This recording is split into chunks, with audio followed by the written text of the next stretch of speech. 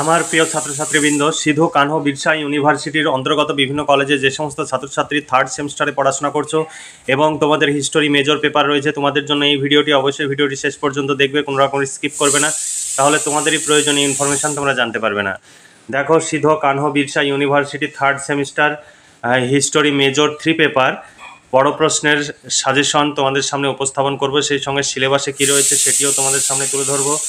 আর course title তোমরা দেখতে পাচ্ছ, কনসলিডেশন অফ গুপ্ত এম্পায়ার 187 খ্রিস্টপূর্বাব্দ থেকে 650 খ্রিস্টপূর্বাব্দ পর্যন্ত তোমাদের এই সিলেবাসের উপরে পড়তে হবে। তোমরা যদি এই সিলেবাসের উপরে পরীক্ষার প্রস্তুতি নিতে চাও তাহলে আমাদের নোটস রেডি হয়ে গেছে, তোমরা সংগ্রহ করে ঘরে বসে পড়াশোনা করে পরীক্ষার প্রস্তুতি নিতে পারো। চলো দেখে নিই তোমাদের সিলেবাসে কি রয়েছে। তবে এই সিলেবাস অনুযায়ী আমাদের নোটস রেডি হয়ে গেছে। যদি সংগ্রহ করতে চাও 250 টাকা পেমেন্ট করতে হবে হিস্টোরি মেজর পেপারের জন্য, অর্থাৎ একটি পেপারের কমপ্লিট নোটস পেয়ে যাবে। 2 মার্ক, 5 মার্ক, 10 মার্ক সমস্ত ধরনের প্রশ্ন উত্তর তোমরা পেয়ে যাবে। মাত্র 250 টাকা পেমেন্ট করতে হবে। ফোনপে, গুগল পে, পেটিএম যে কোনো অপশানের মাধ্যমে তোমরা পেমেন্ট করতে পারো এবং পেমেন্টের সাকসেসফুল মেসেজটি আমাদের এই নিচে দেওয়া হোয়াটসঅ্যাপ নাম্বারে পাঠাতে হবে, অর্থাৎ শেয়ার করতে হবে এবং লিখে দিতে হবে Sidhu Kanho Birsa university third semester history major, তাহলেই তোমাদের প্রশ্ন উত্তরের পিডিএফ কপি পাঠিয়ে দেওয়া হবে।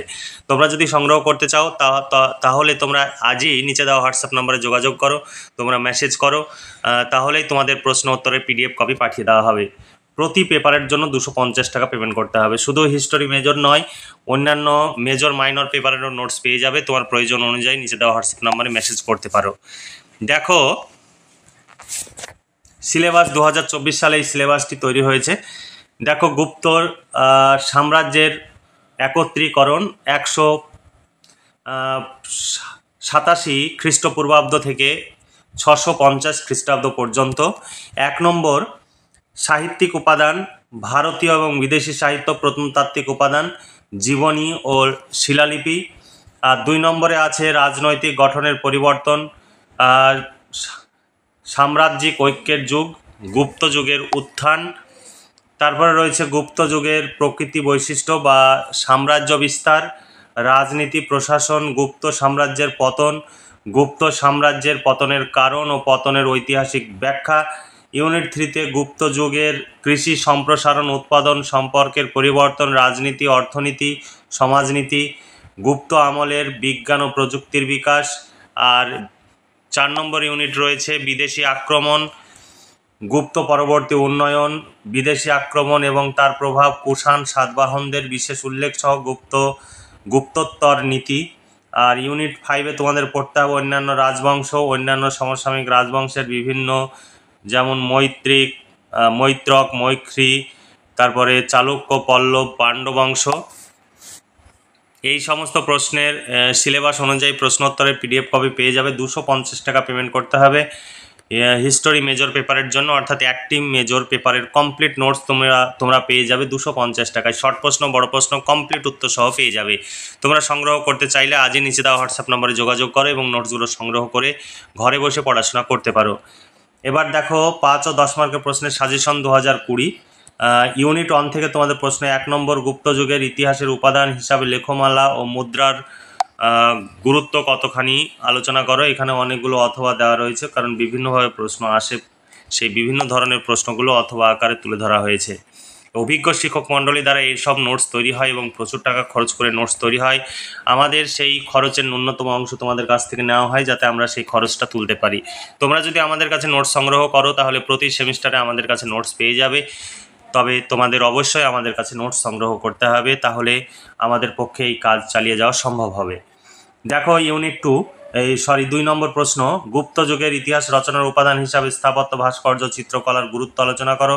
3 নম্বর, গুপ্ত যুগের ভারতের ইতিহাসের অনুসন্ধানের ক্ষেত্রে সাহিত্যিক উপাদান কতটা গুরুত্বপূর্ণ বা প্রাচীন ভারতের ইতিহাস রচনার উপাদান বা দেশীয় উপাদানের গুরুত্ব আলোচনা করো।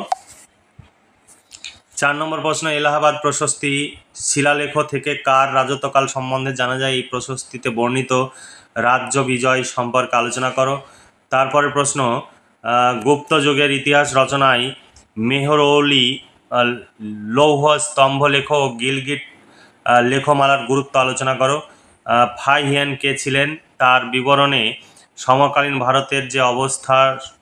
ভারতের অবস্থা সম্পর্কে কি জানা যায়। এরপরে 2 নম্বর ইউনিট থেকে প্রশ্ন, গুপ্ত বংশের রাজত্বকালের ঐতিহাসিক উপাদানগুলি কি। গুপ্ত রাজবংশের উৎপত্তি সম্পর্কে আলোচনা করো। এই বংশের সর্বপ্রথম রাজাকে, তার রাজ্যসীমা কতদূর পর্যন্ত বিস্তৃত ছিল, বা গুপ্ত সাম্রাজ্যের উদ্ভব সম্পর্কে আলোচনা করো। 2 নম্বর প্রশ্ন, গুপ্ত সম্রাট গুপ্তকে শ্রেষ্ঠ সম্রাট মনে করা হয় কেন, অথবা সাম্রাজ্য বিজেতা ও প্রকৃত প্রতিষ্ঠাতা হিসাবে সমুদ্রগুপ্তের কৃতিত্ব আলোচনা করো।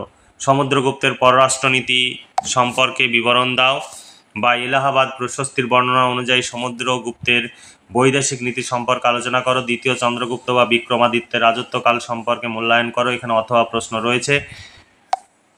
তারপরের প্রশ্ন, গুপ্ত যুগের প্রশাসনিক ব্যবস্থা সম্পর্কে আলোচনা করো। এখানে অনেকগুলো অথবা দেওয়া রয়েছে, তোমরা আমাদের কাছে নোট সংগ্রহ করলে ভীষণভাবে উপকৃত হবে। এই সমস্ত প্রশ্নের উত্তর পেয়ে যাবে, এর সঙ্গে 2 মার্কের শর্ট প্রশ্নের উত্তরও পেয়ে যাবে। 250 টাকায় কমপ্লিট নোটস পেয়ে যাবে। এর বাইরে তোমাদের কিছু পড়তে হবে না। তোমরা যদি নোট সংগ্রহ করো তোমাদের অর্থ সময়ের সাশ্রয় হবে, কারণ এই নোট সংগ্রহের জন্য তোমরা দূর দূরান্তে ছোটাছুটি করো এবং প্রচুর সময় অর্থ ব্যয় করো। দেখো 6 নম্বর প্রশ্ন, গুপ্ত যুগের প্রকৃতি সম্পর্কে আলোচনা করো। গুপ্ত সাম্রাজ্যের পতনের কারণগুলি লেখো। তারপরে প্রশ্ন, গুপ্ত সাম্রাজ্যের পতনের জন্য কোন কোন কারণগুলি দায়ী ছিল বলে তুমি মনে করো। ইউনিট 3 থেকে প্রশ্ন, গুপ্ত যুগকে সুবর্ণ যুগ কি বলা সঙ্গত, যুক্তি সহ আলোচনা করো। এখানে অনেকগুলো অথবা দেওয়া রয়েছে, দেখতে পাচ্ছ। তোমরা যদি নোট সংগ্রহ করো ভীষণভাবে উপকৃত হবে। যেভাবেই পরীক্ষায় প্রশ্ন আসুক না কেন তোমরা সহজেই সে প্রশ্ন বুঝতে পারবে এবং উত্তর লিখে আসতে পারবে। গুপ্ত যুগের অর্থনৈতিক অবস্থার সম্পর্কে টিকা লেখো। গুপ্ত যুগের সামাজিক অবস্থা সম্পর্কে বিবরণ দাও, বা সমাজে পরিবারের গুরুত্ব কতটা ছিল, সমাজের নারীর স্থান, জাতিভেদ ব্যবস্থা কেমন ছিল।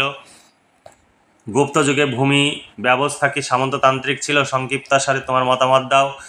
গুপ্ত যুগে সামন্ততন্ত্রের প্রকৃতি সম্পর্কে আলোচনা করো। গুপ্ত যুগে যুক্তিবাদী চিকিৎসার অগ্রগতি সম্পর্কে আলোচনা করো। গুপ্ত যুগে কৃষি অর্থনীতি সম্পর্কে আলোচনা করো। এরপরে ইউনিট 4 থেকে প্রশ্ন, গুপ্ত যুগে ভারতে হুন অভিযানের বিবরণ দাও। গুপ্ত সাম্রাজ্যের উপরে হুন আক্রমণের প্রভাব কী ছিল। ইন্দো গ্রিক কাদের বলা হয়। ভারতে কুষাণ যুগের রাজনৈতিক ও সাংস্কৃতিক তাৎপর্য মূল্যায়ন করো।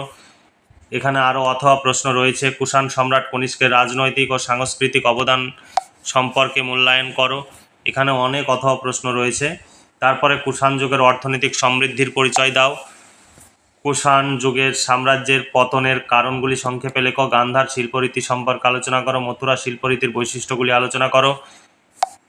অথবা বুদ্ধের মূর্তি নির্মাণকে কেন্দ্র করে যে শিল্পরীতি গড়ে উঠেছিল তার পরিচয় দাও। নাগর শিল্পরীতির সম্পর্কে যা জানো লেখো। সাতবাহন বংশের উত্থান সম্পর্কে আলোচনা করো। সাতবাহন রাজ গৌতমীপুত্র সাতকর্ণীর সাফল্যের পরিধি নির্ণয় করো। সাতবাহনদের সময়ে সংস্কৃতির মূল্যায়ন করো। সাতবাহনদের রাজত্বকালের বৈদেশিক বাণিজ্যের প্রসার সম্পর্কে যা জানো লেখো। এখানে অথবা প্রশ্ন দেওয়া রয়েছে। ব্যবসা বাণিজ্য প্রসার সম্পর্কে আলোচনা করো। 5 নম্বর ইউনিট এবং শেষ ইউনিট থেকে প্রশ্ন, গুপ্ত যুগে মৌখরী রাজ্যের উত্থান বা অভ্যুদয় সম্পর্কে আলোচনা করো। চালুক্য রাজ দ্বিতীয় পুলকেশীর কৃতিত্ব আলোচনা করো। চালুক্য বংশের বিভিন্ন শাখার রাজনৈতিক ইতিহাস সম্পর্কে আলোচনা করো। এখানে অথবা প্রশ্ন রয়েছে। তারপরে কাঞ্চির পল্লব শাসনকে ভারতের রাজনৈতিক ও সাংস্কৃতিক ইতিহাসে স্মরণীয় মনে করা হয় কেন। চোল রাজবংশের উৎপত্তি ও চোল রাজবংশের প্রতিষ্ঠা কিভাবে হয়েছিল। চোল বংশের পতন কিভাবে হয়েছিল।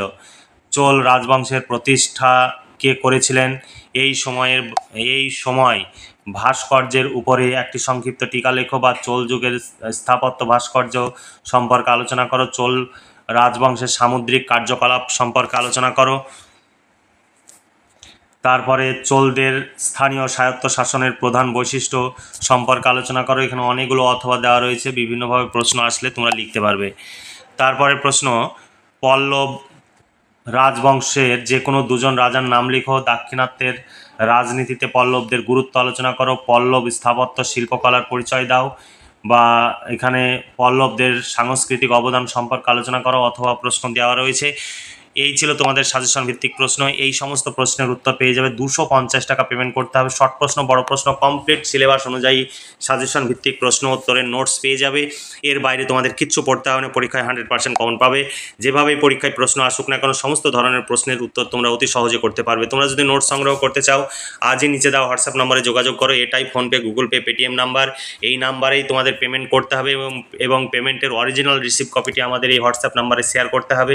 তাহলেই তোমাদের প্রশ্ন উত্তরে PDF কপি পাঠিয়ে দেওয়া হবে। তাই দেরি না করে আজই নিচে দেওয়া হোয়াটসঅ্যাপ নম্বরে যোগাযোগ করো এবং নোটসগুলো সংগ্রহ করে ঘরে বসে পড়াশোনা করো। তোমরা ভীষণভাবে উপকৃত হবে। এবার চলো দেখে নিই সাজেশনে PDF কপি ডেমো অনেকে দেখতে চাও। এটা PDF কপিতে কিভাবে আমাদের প্রশ্ন উত্তর দেওয়া রয়েছে সেটি তোমাদের আমরা দেখাচ্ছি। একদম যেভাবে তোমরা পরপর সিরিয়াল বাই সিরিয়াল প্রশ্ন দেখলে সেইভাবে প্রশ্ন এবং উত্তর এখানে দেওয়া রয়েছে। পুরোটাই কম্পিউটার টাইপ। এখানে হাতের লেখা বা বইয়ের ছবি তোলা কোনো PDF নয়। আমাদের এটি একটি সংস্থা। এখানে নোটসগুলো তৈরি করা হয়। 12খানা ইউনিভার্সিটি নোটস তৈরি করা হয়। প্রচুর টাকা খরচ করে নোটসগুলো তৈরি করা হয়, কারণ অভিজ্ঞ শিক্ষক মণ্ডলীদের দ্বারা নোটসগুলো তৈরি করা হয়। তাদের নিয়মিতভাবে বেতন দিতে হয়। আর এই নোটসগুলো তৈরি করে আমরা সাজেশন আপলোড করি যাতে তোমরা সংগ্রহ করতে পারো। তোমরা যদি আমাদের কাছে নোটস সংগ্রহ করো তাহলে আমাদের সেই খরচ তোলা সম্ভব হবে এবং আমাদের যে বিপুল খরচ, সেই খরচটি তুলতে পারলে পরবর্তী সেমিস্টারেও আমাদের কাছে নোটস পেয়ে যাবে। তাই সব সময় নিজের হোয়াটসঅ্যাপ নাম্বার থেকে নিজে নোটস সংগ্রহ করবে, কখনো বাইরে থেকে নোটস সংগ্রহ করবে না। তাহলে আমাদের এই কাজ করা সম্ভব হবে না, কারণ খরচ তুলতে না পারলে আমরা পরবর্তী সেমিস্টারে কাজ করতে পারবো না। তাই তোমরা অবশ্যই নিজের হোয়াটসঅ্যাপ নাম্বার থেকে নিজে নোটস সংগ্রহ করবে এবং নিজে উপকৃত হও এবং আমরা যেন এই কাজটি করতে পারি তার জন্য আমাদেরও তোমরা সহযোগিতা করো। তোমাদের সহযোগিতা ছাড়া আমাদের এই কাজ করা সম্ভব নয়। তাই অবশ্যই তোমরা সহযোগিতা করবে এই আশা রাখছি। আর তোমরা নোটসগুলো সংগ্রহ করতে চাইলে 250 টাকা পেমেন্ট করে ইতিহাস মেজর পেপারের নোটসটা সংগ্রহ করে তোমরা ঘরে বসে পড়াশোনা করে পরীক্ষার প্রস্তুতি নিতে পারো। তাহলে আজকে এই পর্যন্তই। তোমরা ভালো থেকো, সুস্থ থেকো এবং খুব ভালোভাবে পড়াশোনা করে পরীক্ষার প্রস্তুতি নাও। এই শুভকামনা জানিয়ে আজকের ভিডিওটি এখানে সমাপ্তি ঘোষণা করছি।